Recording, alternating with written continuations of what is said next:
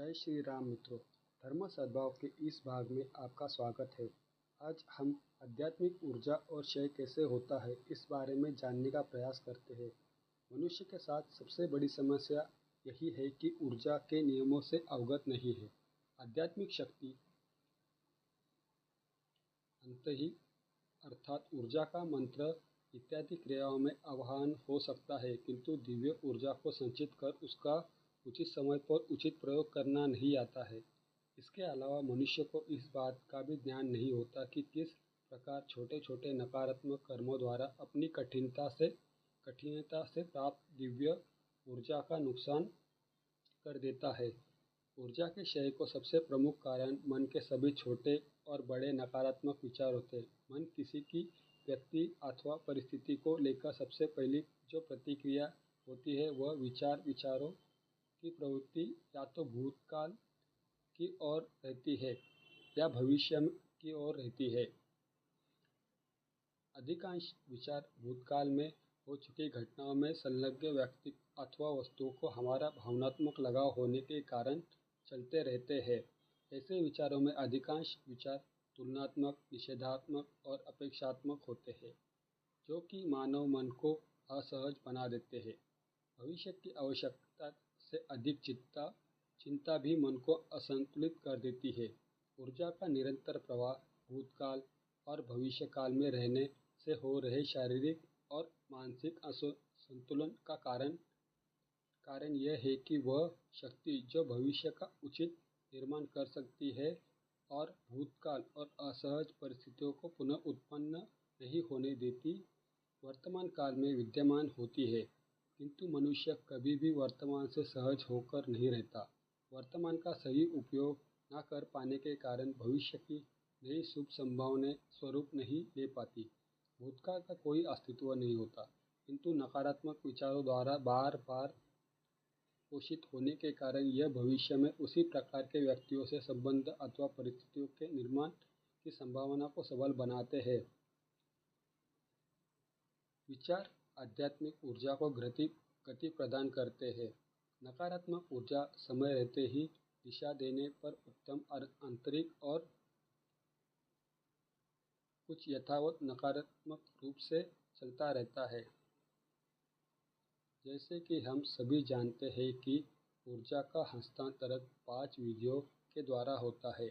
शब्द, स्पर्श, रूप, रस, गंध ऊर्जा को एक स्थान से दूसरे स्थान अथवा व्यक्ति तक पहुंचने के वाहक होते हैं।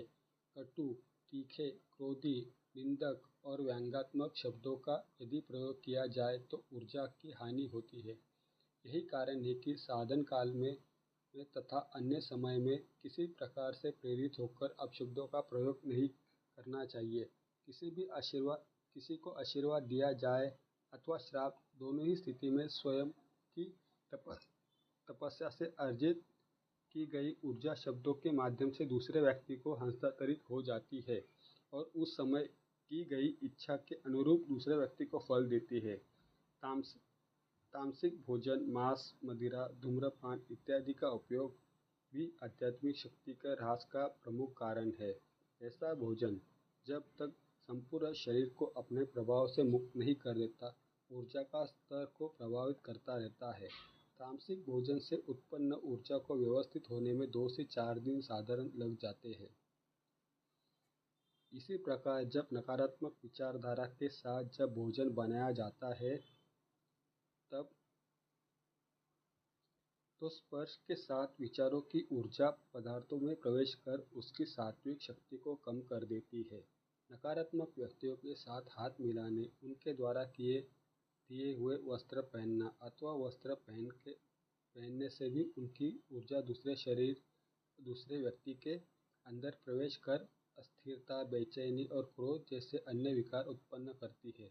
सड़न इत्यादि पैदा हुई और अन्य अप्रिय लगने वाली गंध वायु के माध्यम से नासिका से होती हुए सीधे सूक्ष्म शरीर को प्रभावित करती है और ऊर्जा भौतिक एवं सूक्ष्म शरीर के मध्य ऊर्जा में संतुलन पैदा करती है।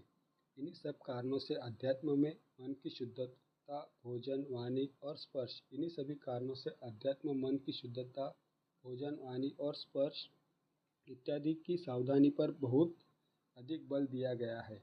यदि इन माध्यमों को सही उपयोग किया जाता है तो सकारात्मक ऊर्जा की गति अंदर की ओर होती है, जिससे उसका संचय होना मात्रा में वृद्धि होती है। इन माध्यमों का दुरुपयोग करने पर ऊर्जा की प्रवृत्ति बाह्य और अधोमुखी हो जाती है, जिससे संचित ऊर्जा का भी क्षय हो जाता। यह बाह्य प्रवृत्ति और अधोगामी गति तब तक रहती है जब तक सही प्रयासों और संकल्पों के द्वारा ऊर्जा का मार्ग परिवर्तित न किया जाए।